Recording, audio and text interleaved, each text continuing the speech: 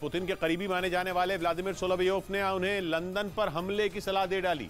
एक talk show के दौरान वो ब्रिटेन पर बुरी तरह भड़क गए और उन्होंने पुतिन को सीधे सीधे लंदन की संसद पर हमला करने को कह दिया। व्लादिमीर सोलोवियोव ने कई पश्चिमी देशों पर भी जमकर निशाना साधा, लेकिन वो ब्रिटेन पर कुछ ज्यादा ही भड़क गए। पुतिन की आवाज माने जाने वाले एंकर व्लादिमीर सोलोवियोव इससे पहले भी कई बार ब्रिटेन पर हमले की धमकी दे चुके हैं। असल में जंग की शुरुआत से ही ब्रिटेन यूक्रेन के साथ खड़ा है। उसने हथियारों से लेकर हर तरह की मदद यूक्रेन को भेजी है, जबकि पश्चिमी देश भी ज़ेलेंस्की का साथ देते आए हैं। यही वजह है कि पुतिन खुद कई बार अमेरिका, ब्रिटेन और कई दूसरे देशों को भी अंजाम भुगतने की धमकी दे चुके हैं। लेकिन इस बार तो व्लादिमीर सोलोवियोव ने ब्रिटेन से ही जंग छेड़ने की सलाह दे डाली। इधर महाराष्ट्र के नांदेड़ में कुछ लोगों की पिटाई करने के मामले में एक पुलिस इंस्पेक्टर को सस्पेंड कर दिया गया। बताया गया कि इन लोगों ने 2 फरवरी को 2 पिकअप वैन पकड़ी थी, जिनमें बैल और गाय थी।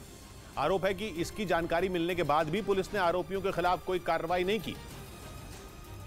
लेकिन उसके कुछ दिन बाद इन लोगों को बुलाकर जमकर पीटा, जिसका वीडियो भी सामने आया, जिसमें एक पुलिस वाला कुछ लोगों को एक-एक कर हंटर से पीटता नजर आया।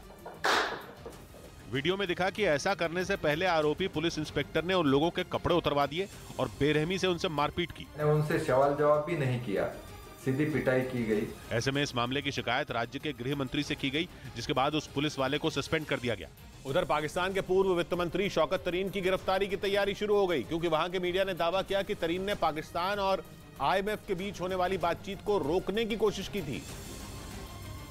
और पाकिस्तान के जिन जिन प्रांतों में इमरान की पार्टी की सरकार है, उनके जरिए पाकिस्तान और IMF के रिश्ते बिगाड़ने की कोशिश की। यह दावा पाकिस्तान के अखबार डॉन ने किया और अपने आर्टिकल में इमरान सरकार में वित्त मंत्री रहे शौकत तरीन पर गंभीर आरोप लगाए। अखबार ने दावा किया कि तरीन ने पाकिस्तान सरकार और IMF के बीच होने वाली डील को फेल करने की कोशिश की और पाकिस्तान के पंजाब प्रांत और खैबर पख्तूनख्वा की सरकार को केंद्र सरकार का सहयोग करने से रोका, क्योंकि तरीन ने प्रांतों की सरकारों से कहा था कि वो राज्यों का अतिरिक्त फंड वापस न करें, जिससे केंद्र का खजाना खाली ही रहेगा और पाकिस्तान और IMF की डील पर असर पड़ेगा।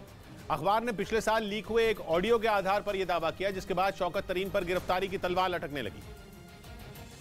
क्योंकि अखबार की रिपोर्ट के आधार पर शहबाज सरकार ने एक बड़ा फैसला किया और इमरान खान की सरकार में वित्त मंत्री रहे शौकत तरीन की गिरफ्तारी की इजाजत दे दी। या यूं कहे कि शहबाज सरकार ने तरीन के बहाने इमरान का गला पकड़ने की तैयारी की है, क्योंकि वहां के मीडिया में खबरें हैं कि तरीन के बाद इस मामले के लिए इमरान को जिम्मेदार ठहराया जाएगा, क्योंकि IMF से जुड़ा कोई भी मामला पाकिस्तान में छोटा हो ही नहीं सकता, वो भी ऐसे समय में जब पाकिस्तान की हर उम्मीद IMF से मिलने वाली भीख पर टिकी है। और इस बार तो शहबाज सरकार सीधा इमरान के वित्त मंत्री को गिरफ्तार करने वाली है, तो इमरान की गर्दन तो फंसेगी। इस बीच कर्ज में डूबा पाकिस्तान एक बार फिर संयुक्त अरब अमीरात के दरवाजे पर भीख मांगने पहुंच गया। इस बार भीख का कटोरा लेकर वहां के सेना प्रमुख जनरल आसिम मुनीर UAE पहुंचे, जहां उन्होंने पाकिस्तान की डूबती अर्थव्यवस्था को बचाने के लिए UAE के राष्ट्रपति शेख मोहम्मद बिन जायद अल नहयान के आगे हाथ फैलाए। दोनों के बीच हुई बैठक की एक तस्वीर भी सोशल मीडिया पर वायरल हो रही है, जिसे देखकर ऐसा लग रहा है जैसे आसिम मुनीर कर्ज के लिए मोहम्मद बिन जायद अल नहयान के आगे गिड़गिड़ा रहे हैं।